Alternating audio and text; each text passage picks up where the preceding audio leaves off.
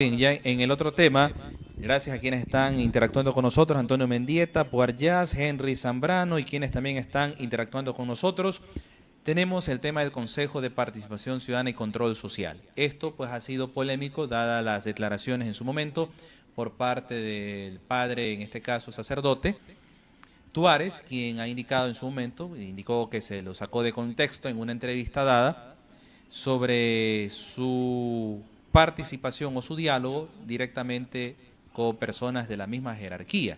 Y esto pues obviamente ha abierto los diferentes puntos de vista. Luego se indicó que él está abierto para todos los sectores y luego han salido algunas denuncias por parte de veedores en el sentido de que no estaba en este caso en su momento oportuno de un partido político al cual se desafilió, mostrado por el vicepresidente del Consejo Nacional Electoral. Luego indicó que él no ha pertenecido y que realizó la denuncia respectiva frente a este tema. Y aparte de eso también ahora viene el detalle por parte del pronunciamiento también del clero, en este caso católico, indicando pues que él no ocupó en su momento una dirección de una radio en Baños Católica o lo mismo acá donde estaba haciendo su actividad. Entonces esto indica que no estaría en las funciones o inhabilidades que le compete y que por lo tanto pues deba ser destituido. ¿Cuál es el punto de vista o su visión frente a este escenario? ¿Corresponde a una destitución o tiene también el derecho, pues como lo ha hecho, a la defensa que le corresponde? Bien, no se puede destituir por ser sacerdote a un funcionario, eso no se puede hacer. Naturalmente el sacerdote es un ser humano, un personaje que se le está permitido votar, es una persona que está dentro de no está excluido de la democracia, no está excluido de la participación. Puede elegir y ser elegido. La prohibición es de la Iglesia. La Iglesia, sí, ella puede a su jerarquía, a su clero, ponerle normas y decirle, no vamos a participar en política, somos religiosos y nosotros no vamos... Como indicaron en su momento y tomaron distancia. Esto no tiene que ver con el Estado laico, esto es lo que digo. Ok, volvemos nuevamente al punto. Nuevamente, o sea, que si para un sacerdote ya no hay Estado laico, por favor. Entonces vamos a poner, ¿a qué? ¿Todos ateos? ¿Qué es lo que se pretende? Es una cosa, una locura. Eso no es el Estado laico. Pero la norma sí puede ir de la Iglesia. Si la Iglesia puede sancionar, retirarle su ministerio porque ha infringido cuestiones de la Iglesia, del Código Canónico, cosa que le prohíbe el Código Canónico, que es la ley de la Iglesia. Ese es el primer punto. Inclusive se puede hablar de su separación en este caso. Pero eso corresponderá al Código Canónico y corresponderá a la Iglesia resolver esa cuestión. Con respecto del cura, pues que entiendo que ya ha tenido problemas con respecto de eso. Ahora bien, lo que yo quisiera decir, porque como usted bien sabe decir, el tiempo, pero en virtud del tiempo, para ir y lo que a mí me parece lamentable de todo esto de aquí, es que el Consejo de Participación Ciudadana se supone una presencia ciudadana que no tiene las vías ordinarias de la democracia, que es los partidos políticos. Si usted me dice, ¿usted cree en la institución del Consejo de Participación Ciudadana? Yo le digo, no. ¿Por qué? Porque en ese sentido yo considero que las vías democráticas son los partidos y los movimientos políticos. Organizaciones sociales en este caso. Pero en este caso no son las vías, son las organizaciones, es decir, es una presencia ciudadana directa. No, yo no creo en eso, en mi cuestión, como institución, yo no creo en eso. Yo creo que la ciudadanía se hace presente, pero las vías, es que tiene que haber unas vías, tiene que haber unas instituciones. Además, yo me fundamento en que el principio propiamente supremo de la democracia, de acuerdo a las tesis que yo he dicho en otros lugares también, o sea, con completa coherencia, lo ratifico una vez más, no es el voto, pues, no es el voto, sino las garantías orgánicas. ¿Por qué? Porque la democracia es una ficción, pues naturalmente, que la voluntad popular, esto que dijo Abraham Lincoln, semejante cosa que uno dice, a ver, ¿quién le entiende eso, no? El gobierno del pueblo, por el pueblo y para el pueblo, ¿no? ¿Cómo el pueblo gobierna esto, no? Cuando lincharon en Posorja, decían, es el pueblo que se cansó. Vamos a ver, si el pueblo es capaz de linchar a una persona, de cometer un acto tan horrible, ¿no? Pues, ¿qué democracia? Vamos a coger nuestras cosas y democracia no puede haber. Entonces, lo que quiero decir es que aquí hay toda una ficción, una cuestión, no existe propiamente un gobierno del pueblo. ¿Qué es la democracia verdaderamente? Y cuando uno lo estudia históricamente, la democracia moderna que viene de la Revolución Francesa, la democracia no es sino un nuevo régimen, pero que es en contra. No es que la democracia va como lo entienden muchos demócratas, es el fin al que estaba llamada la humanidad y es el fin último de la política y de la humanidad tendrá que terminar en una, es decir, como que es el fin último, que es algo supremo, es algo metafísico que estaría supremo y que por lo tanto tendría que todos los estados ir en ese camino, todos, ese es el final. No, la democracia es un régimen que aparece contra otro, en función de otro. Es decir, no hay nuevo régimen sin antiguo régimen. No hay nuevo régimen sin las monarquías absolutas anteriores a la Revolución Francesa. La democracia moderna, no la de los griegos, que es distinta, la democracia moderna surge como oposición al antiguo régimen, con el afán de crear un régimen nuevo, distinto. ¿Para qué? Para evitar las monarquías absolutas. Por tanto, yo digo que la fuerza propiamente y la esencia de la democracia es propiamente el principio de división de poderes de Montesquieu. Esto es, que los poderes, el poder, bueno, digo poder por si acaso algún constitucionalista dice es función, me quiere corregir, ¿no? Digo poder porque estoy hablando desde Montesquieu, no estoy hablando desde Montecristi. Es decir, estamos hablando del enciclopedista francés, ¿no? Estamos hablando de la Revolución Francesa. Entonces, Montesquieu lo que dice es que aquel que administra el Estado, la idea de Montesquieu, hay que ponerle algo que se oponga, y de ahí viene la división de poderes. Poder ejecutivo, poder legislativo. ¿Esto qué es? Esto es que aquel que administra el Estado no tiene el poder absoluto de administrar, tiene que ponérsele un límite, y ese límite tiene que estar hay que dividir el poder, hay que darle poder a otra función. Vamos a hablar en términos de funciones. La función legislativa. Entonces, la función legislativa es aquella función que nació justamente para limitar el poder de aquel que administra lo público. No podemos dejar en manos de uno que administre el público. Sí, alguien tiene, una cabeza tiene que decidir, ¿no? Se tiene que administrar lo público, alguien tiene que hacerlo. Pero para limitar este poder y no caer en el antiguo régimen, en la monarquía absoluta, una asamblea, un parlamento, que va a significar que no va a ser posible la monarquía absoluta. Bueno, los dos poderes, luego también la función judicial, que no la quería, parece que duda ahí, Montesquieu al final la mete. Pero en esencia es esto, es esta la democracia. La democracia no es sino, es una serie de mecanismos, una tecnología, en el sentido etimológico del término, por si acaso, que tiene como finalidad superar el antiguo régimen, evitar el antiguo régimen, esto es evitar los absolutismos, evitar caer en manos de un monarca absoluto, evitar caer en manos de un dictador. Por eso se vulnera la democracia, más si se ha cometido fraude, cuando, por ejemplo, se toma la asamblea, cuando se tiene una asamblea enteramente servil, enteramente que obedece a los mandatos de un presidente, cuando la asamblea ya perdió posición, porque simplemente es un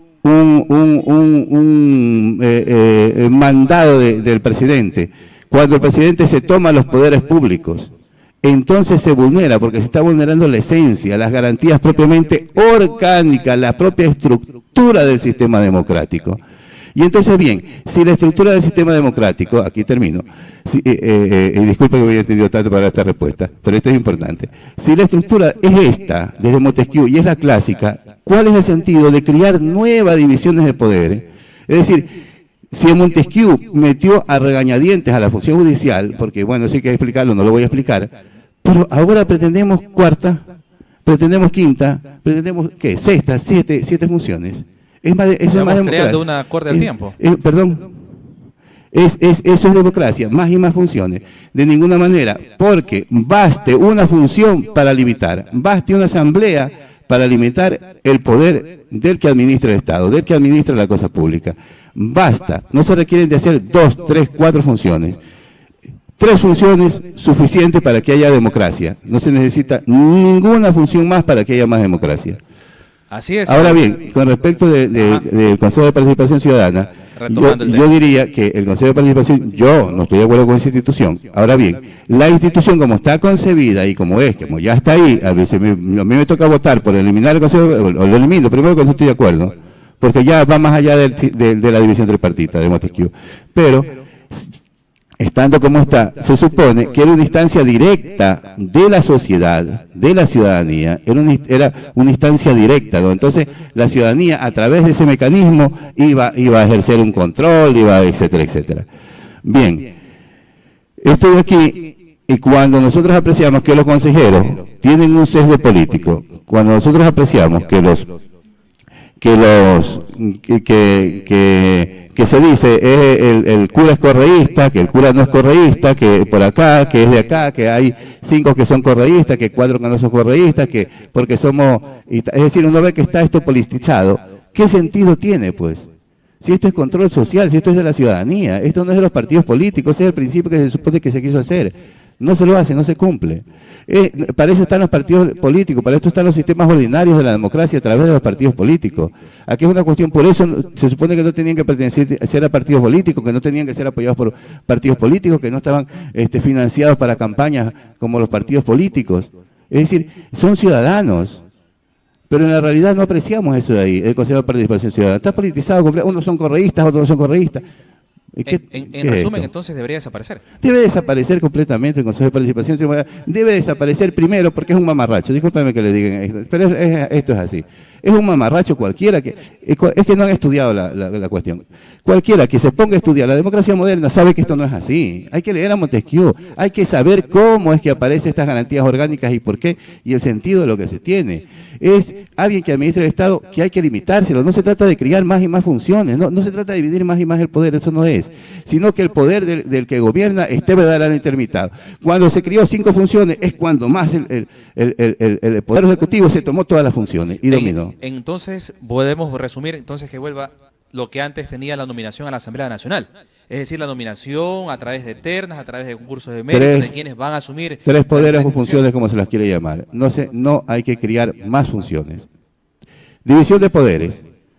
El Ejecutivo no puede ser solo Ejecutivo, hay que dividir el poder. De acuerdo. Asamblea, ya está.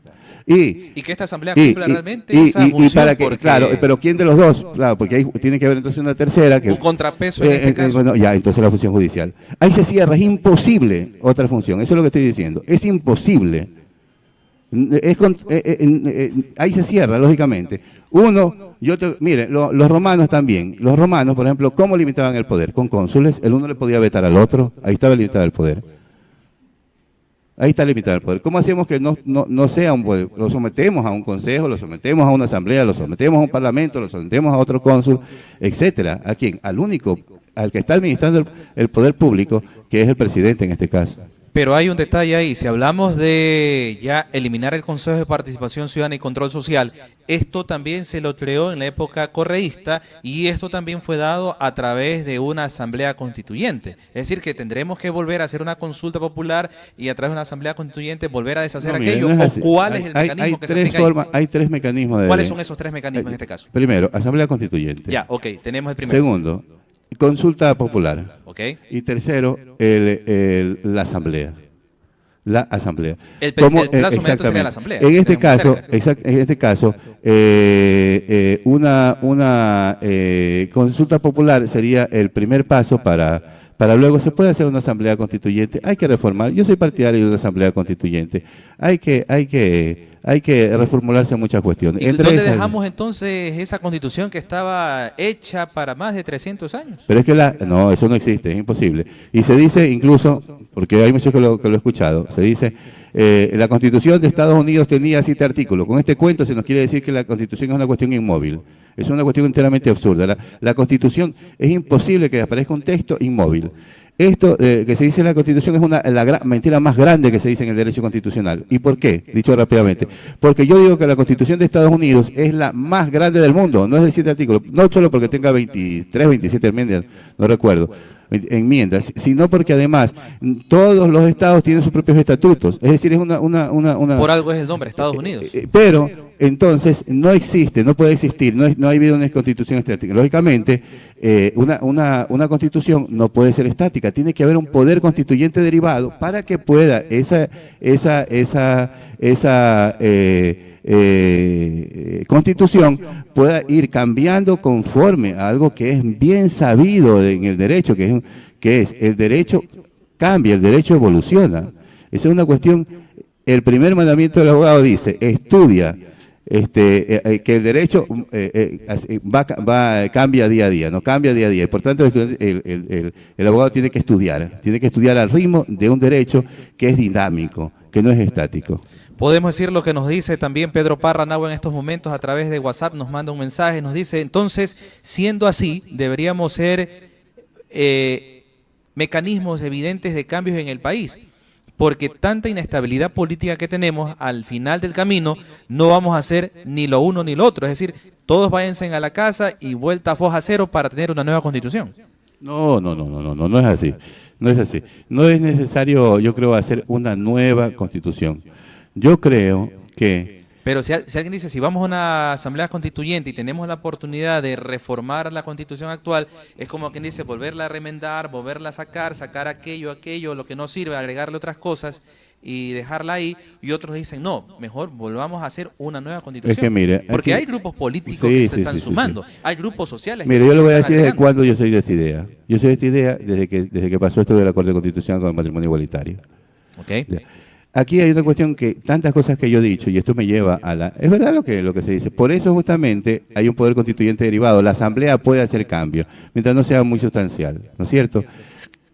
Ahora bien, ¿qué es lo que pasa? Que tanto se escucha aquí, que entonces ya nos vemos abocados. Por ejemplo, con respecto de esto del matrimonio igualitario, se dicen que es cuestiones de derecho. Y que yo lo he escuchado, pero es el discurso que está ahí, que es una cuestión de derechos. Una cuestión de derechos no se puede cambiar así. Para cambiar los derechos, es necesario, ahí sí, una asamblea constituyente, porque es la esencia de la Constitución, lo más esencial, la parte más importante, se llama parte dogmática. Los derechos consagrados en la Constitución no se los puede quitar. ¿Se puede quitar? Claro que se puede quitar, se puede completamente hacer una nueva Constitución, ¿no es cierto? Y hacer un nuevo catálogo de derechos. Sí se puede.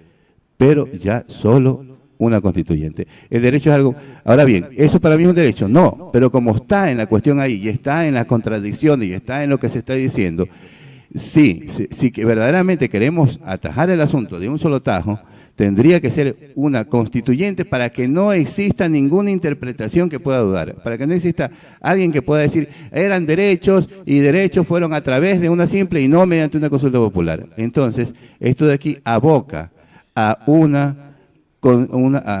yo sería partidario, sí, de una asamblea constituyente, que de paso podríamos aprovechar para hacer otras reformas en la Constitución que vendrían bien.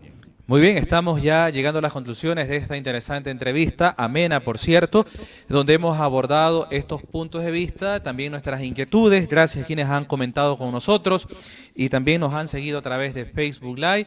En lo posterior quedará pues la entrevista visualizada para que ustedes puedan hacer sus inquietudes al respecto. Quiero agradecerle a usted, doctor Garcés, por acompañarnos, siempre tan a bueno saber y alimentarse en nuestro acervo intelectual, en este caso, con lo referente a las leyes. Siempre se dice que toda ley es perfectible, se va adaptando acorde a las circunstancias, acorde a los cambios, y ahora estamos viviendo tiempos de cambios. Pero claro, siempre enmarcados dentro de este tema. Quiero culminar con usted con una inquietud que, al igual que muchos ciudadanos, también se han de estar preguntando. Agradecemos también a quienes están llamándonos también. No hay llamadas, por cierto, en estos momentos. Gracias a quienes están siguiéndonos acá de cerca. Por favor, producción, tenga la amabilidad. En el tema de lo que es una fecha de consulta popular. Si hablamos ahora de todas esas corrientes de tiempos, de cambios, por una parte constituyente, por otra parte consulta popular, y todos van encaminados hacia una reforma a la Constitución, ¿qué tiempo estamos hablando de poderse darse una consulta popular en el país? Claro, si no toma en cuenta parte de la Asamblea Nacional. Y lo otro, si hablamos de la Asamblea Nacional, en este caso se habla de la bicameralidad, es decir, tener dos cámaras, cámara alta y cámara baja, al igual que en Estados Unidos. ¿Cree que esto podrá llevar realmente a un verdadero cambio y que realmente los legisladores, en este caso, si pasa a ser bicameral, serían senadores, cumplirían las funciones que realmente se estipula o simplemente un cambio de nombre como lo fue en su momento de Congreso Nacional de la Asamblea? Bueno, la bicameralidad viene de que el Parlamento básicamente tiene dos funciones. Correcto. A saber, el primero, la de legislar, pero ahí está la representación popular, tiene también que controlar y fiscalizar, son los primeros fiscalizadores. ¿Ya? Entonces, lógicamente, clasificar el trabajo en dos cámaras, una que se encargue de legislar, otra que se encargue de fiscalizar, esa es la esencia de la cuestión. Yo pienso que esto de aquí no es necesario para fortalecer el principio democrático. Yo pienso que lo importante para que existe el principio democrático es que estas funciones sean independientes y que verdaderamente no quedemos a merced de uno solo que gobierne en forma absoluta.